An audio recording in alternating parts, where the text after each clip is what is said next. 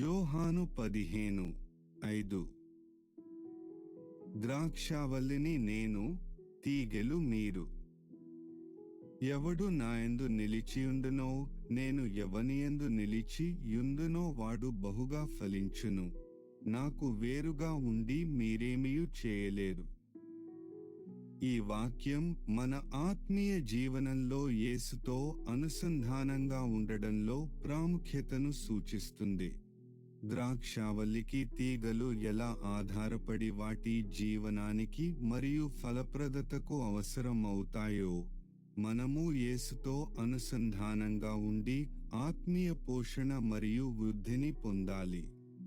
యేసు లేకుండా మనం ఏమీ చేయలేమని ఈ వాక్యం మనకు గుర్తు చేస్తుంది. ధన్యవాదాలు.